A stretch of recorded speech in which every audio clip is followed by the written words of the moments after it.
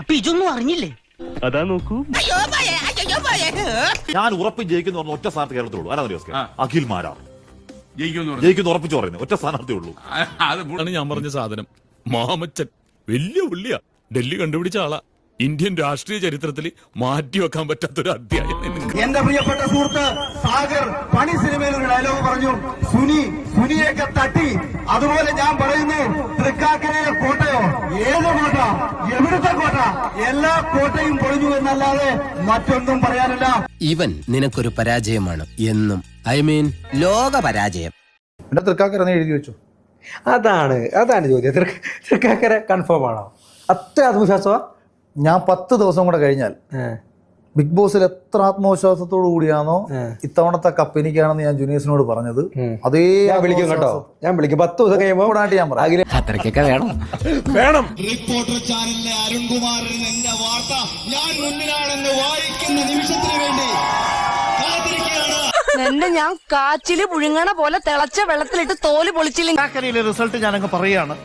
അഖിൽ രാജ് എന്ന അഖിൽ മാരാർ 10,000 വോട്ട് പോലും തിരിച്ചു പിടിച്ചിട്ടില്ല എന്നുള്ള കാര്യമാണ്. ഇനി മരങ്കേറ്റം തന്നെയാ നല്ലത്. ഇപ്പോൾ ഏറ്റവും ഒടുവിൽ 9,161 വോട്ടുമായി 3-ാം സ്ഥാനത്താണ്. താഴെ നിന്ന് മുകളിലോട്ട് പോകുമ്പോൾ 1-ാം സ്ഥാനത്താണ്. എണ്ണിയവർക്കെങ്ങാനും തെറ്റുപറ്റിയതാണോ? എണ്ണിയവർക്ക് തെറ്റുപറ്റിയാലും ജനങ്ങൾക്ക് തെറ്റുപറ്റില്ല എന്നുള്ളതാണ് ഞാൻ മനസ്സിലാക്കുന്നത്. അതായത് ആം ആദ്മി പാർട്ടി കഴിഞ്ഞാൽ അടുത്തത് അഖിൽ രാജാണ് താഴെ നിന്ന് മുകളിലോട്ട് പോകുമ്പോൾ.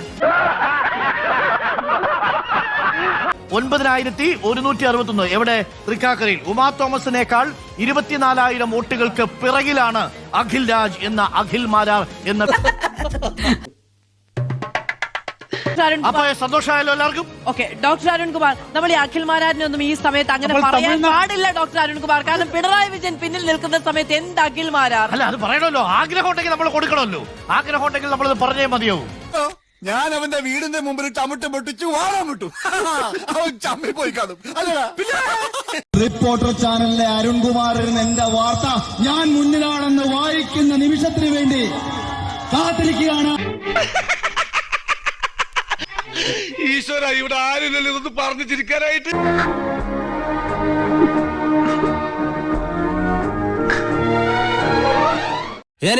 ഞാൻ പോകുന്നു. Bye bye. അനിയാ പോട്ടെ, അമ്പി പോനെ പോട്ടറ. അറിയൊന്നും വിചാരിക്കല്ലേ മക്കളെ, നമ്മളോടൊന്നും തോന്നല്ലേ.